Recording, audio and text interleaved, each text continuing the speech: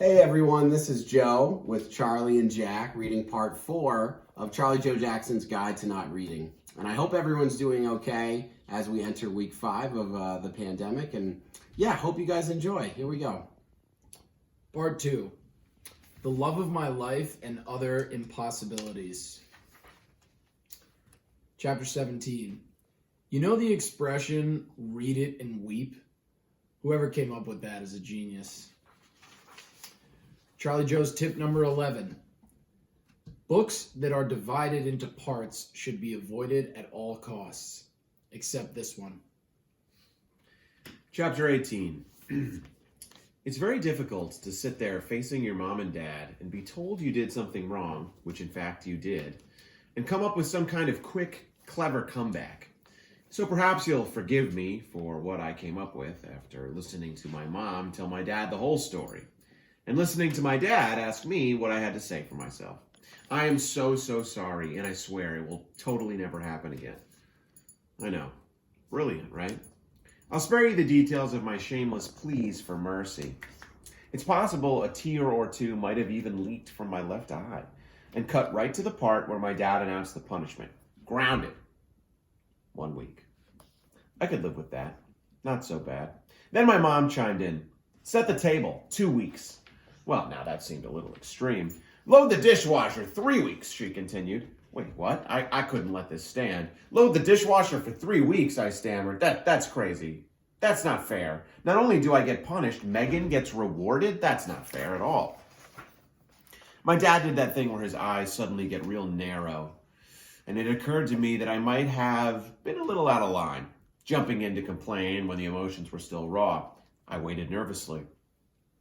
Oh, you don't think that's fair, do you? Fine, we'll skip that one, he offered.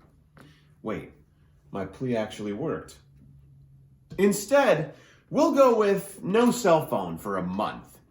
And that actually works really well since they don't allow cell phones at the public library anyway, which is where you will be spending every day after school.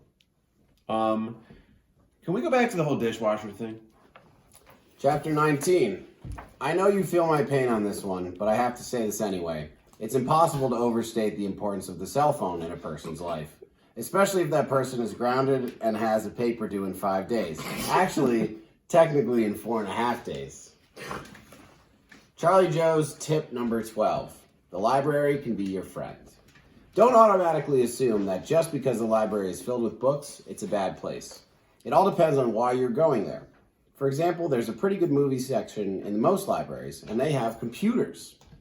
The library in my town even has a place to buy snacks. I like to grab a book that I have no intention of reading, then amble over to the cafe for a little hot chocolate and conversation. Every once in a while, I'll even open the book. Sometimes a girl I know will wander over and ask me what I'm reading, unless she goes to my school, in which case she'll know that books and I do not get along. Then I'll ask what she's reading. Then I'll ask her lots of questions about her book, which shows how curious and sensitive I am. Then I'll say it sounds like a book I might like. She'll smile, and I'll smile back. Yeah, like I said, the library can be your friend. Chapter 20. The library can also be your mortal enemy. Take the girl out of the equation, add your mother and your sister, and a complete lack of texting, and the library becomes a kind of hell on earth. A pit of despair, a black hole of desperation and misery, a place you don't want to be, especially on a Saturday. But that Saturday, the day after my little kitchen table chat with Mom and Mrs. McGibney, I was sitting in the Eastport public hell on earth with a copy of Billy's Bargain in my hand. I tried to find a corner of the library where I wouldn't be seen because I had a reputation to uphold. And then, believe it or not, I started reading. So, yeah, this should be the place in the book where I tell you that it turns out that the book was amazing and time flew by. And all of a sudden I looked up and it was 8 o'clock. I discovered the joys of reading and storytelling. The characters spoke to me. And not only did I want to read more books, I wanted to move into the library.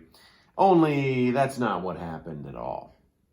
Listen, I've got nothing against Billy's Bargain or the guy who wrote it. Some guy named Ted Hauser. I'm sure Ted Hauser's a perfectly nice man with a great family.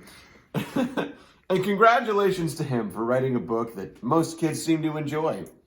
I'm sure his mom is really proud of him and brags about him at dinner parties. But no matter how nice a guy and how successful an author Ted Hauser is,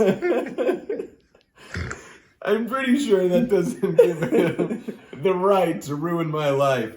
After 2 hours, and believe me, I was counting pretty much 1 second at a time, I realized I had read 18 pages. Now, I'm no expert, I'm far from it, but I'm pretty sure 18 pages in 2 hours is not record-setting speed. At this rate, I was going to finish the book in about 3 years. I felt a tap on my shoulder. It was my sister, Megan, who had 4, count them, 4 books in her hands. How's it going? Are you getting anywhere? Are you enjoying the book? Sometimes having a sister is no better than having a mean sister. Trust me, sometimes it's worse. I looked up at her and I rubbed my eyes. Oh yeah, I'm cruising along. This book's actually really good. I'll bet it is, she said. I looked around at everyone else in the library, seemingly there on their own free will. Who were these people who seemed to actually enjoy the act of just sitting there doing nothing but looking at words on a page and somehow finding fulfillment or a sense of happiness or joy or satisfaction? There were even people reading the newspaper, for crying out loud. The newspaper! When you could go online and catch 3 quick headlines that tell you everything you need to know. War, peace, disaster, a new 3D movie premiere. It's all just a click away, thanks to the good people of Google. Who are these people? And what was I doing with them? Megan sat down next to me. Listen, I'll make you a deal. This is probably the stupidest thing I'll ever do in my life, and I'm sure I'll regret it forever. She stopped. A second thoughts kind of stopped. Go on, go on. My mouth didn't say it, but my brain was screaming it. I can't stand seeing you this mopey. I know you're in a time crunch. I'll read the book for you tonight, this one time, and that's it. From now on, you read your own books, all right? Read the books. Like I said, sometimes having a nice sister is the best freaking thing in the world. Chapter 22. A brief tribute to my awesome sister. The funny thing about Megan Jackson is that she's completely not funny. She has zero sense of humor, she can't even tell a joke to save her life, and she doesn't get what's funny about The Simpsons, which is just sad. Let's call her comically challenged.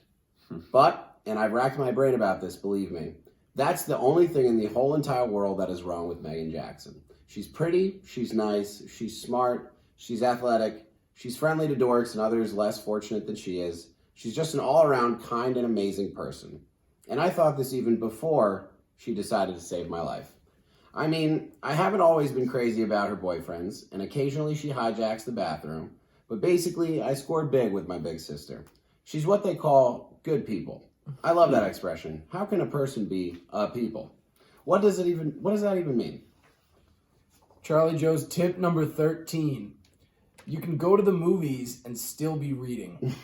I love going to the movies, when I'm not grounded, that is. It's like one of my favorite things. And sometimes, when I get back from a movie and my parents ask me where I was, I say, reading. If I'm lying, I'm dying. Seriously, check out all the ways you read at the movies. 1. Ticket stub. Make sure you got a ticket for the right movie. 2. Trailer credits. 3. Quote, this movie is rated. 4. Opening credits. 5. Subtitles. Parentheses, foreign movies can be good, and the girls are totally beautiful. Closing credits. Number 6. 7. The posters outside the theater. 8. The menu at the diner after the movie. 9. The IMDb reviews of the movie that you check out when you get home. 10. The text you get from your friends arguing about whether the movie was any good or not. So that's it for now, and we will continue part 5 very soon. Thanks for sticking with us, and hope everyone stays safe and healthy.